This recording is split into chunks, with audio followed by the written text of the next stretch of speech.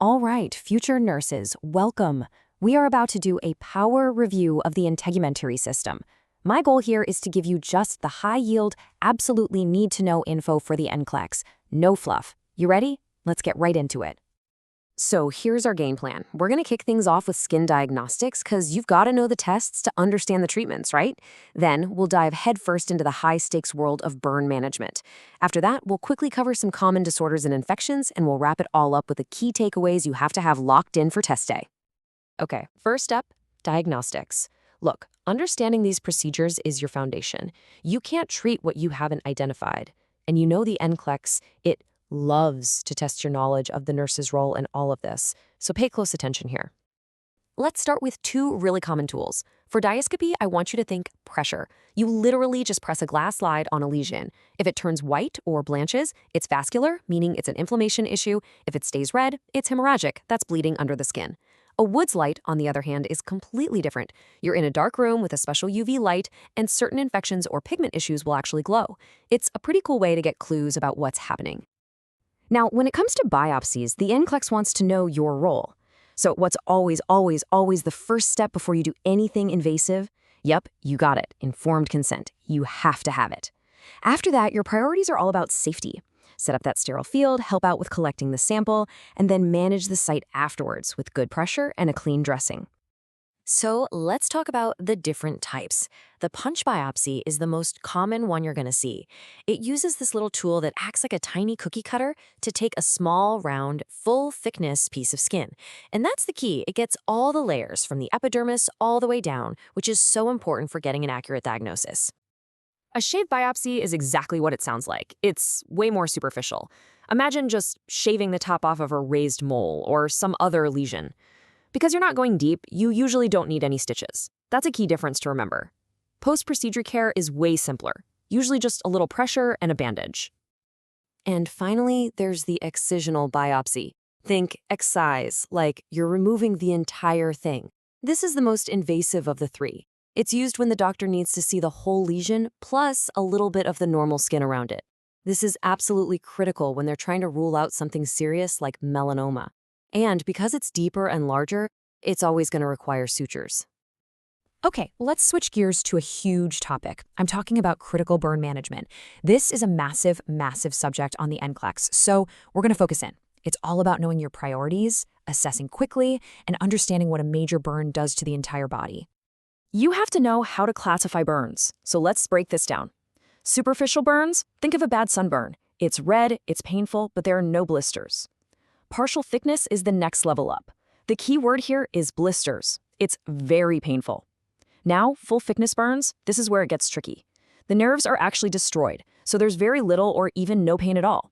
That lack of sensation is a huge warning sign for a very deep, very serious burn. So, when you have a major burn patient, your first job is to figure out how much of their body is affected. We call this the total body surface area, or TBSA. And the rule of nines is your quick and dirty tool for this. It divides the adult body into sections that are worth 9% or multiples of 9. Getting this number right is everything because it dictates how much fluid that patient is going to need. All right, let's do a quick practice run. You've got a client with full thickness burns covering their entire right arm and the whole front of their trunk. What's the TBSA percentage? Take a second, think about those sections. Did you get it? The answer is 27%. The entire arm is 9%, and the front of the trunk is 18%. 9 plus 18 gives you 27. You absolutely positively have to be able to do this calculation for the NCLEX. So why is that TBSA number so important? It all comes down to fluids, and this slide shows the single most critical rule you have to remember. You're going to give one half of the total fluid they need for the day in the first 8 hours. And this is the part everyone gets wrong. That 8-hour clock starts from the time the injury happened, not when they get to the hospital. The other half is then given over the next 16 hours. And you can bet you'll get questions on lab values. Let's make this simple. In that first phase, the resuscitation phase, all the fluid leaks out of the blood vessels and into the tissues. This makes the blood that's left behind super concentrated, so you get a high hematocrit. At the same time, damaged cells burst open and release potassium, leading to hyperkalemia. But then, after about 48 hours, the tables turn. The fluid starts moving back into the vessels. This dilutes the blood, so the hematocrit drops, and the body starts getting rid of that extra potassium, which can actually cause you to swing the other way, into hypokalemia. So let's put it all together. What are your absolute priorities in those first 24 to 48 hours? It's all about the ABCs. Number 1, without a doubt, is airway. If they have burns on their face or neck, or if you see soot in their spit or they sound hoarse, you have to be worried about their airway swelling shut. That's a medical emergency. Next is circulation. That means getting large bore IVs in and pumping in those fluids to prevent shock. Then you've got pain and infection. The pain is intense, and you have to give meds through the IV route only. Pills or shots just won't be absorbed properly. And of course, keeping them warm and using sterile technique is crucial. Okay, moving right along to our third section, we're going to quickly hit some common disorders and infections you're almost guaranteed to see on the exam, starting with psoriasis. For psoriasis, you've got to know your meds, but here is the most important NCLEX tip I can give you on this. It's about the biologic agents. These drugs are amazing, but they work by suppressing the immune system. So what does that mean? It means your patient is at a huge risk for getting sick. Patient teaching about infection prevention is absolutely key here. Now for infections. When you see a description that says red, swollen, painful, and warm to the touch, your brain should immediately scream bacterial. Cellulitis is the classic example. And the treatment is pretty straightforward: antibiotics. Viral infections, like shingles, look totally different. The key word you're looking for here is vesicular. These start as little fluid-filled blisters, or vesicles, that often pop up in a very specific pattern along a nerve. The treatment? You guessed it, antivirals, like acyclovir.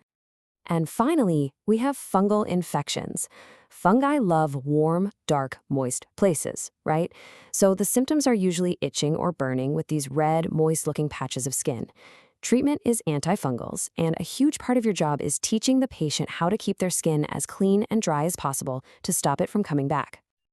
Okay, we have covered a lot of ground, so let's take a second and boil it all down to the absolute must-know facts for your exam. This is your rapid-fire review. If you only remember one piece of patient teaching from this entire review, let it be this one. For literally any break in the skin, a biopsy site, a burn, an infection, teaching the patient to recognize and report the signs of infection is one of your most important jobs as a nurse. And here it is, your final checklist. For burns, airway first, then fluids, and know those lab shifts. For biopsies, it's all about consent and sterility. For psoriasis, remember that huge infection risk with biologics. And what underlies everything we've talked about? Good old-fashioned hand hygiene. It's still your #1 weapon against infection. And I'm going to leave you with one final question to really get you thinking like an NCLEX test taker. Your patient has a 40% TBS burn. They're super anxious, and their pain is a 9 out of 10. What is your single most therapeutic and prioritized action?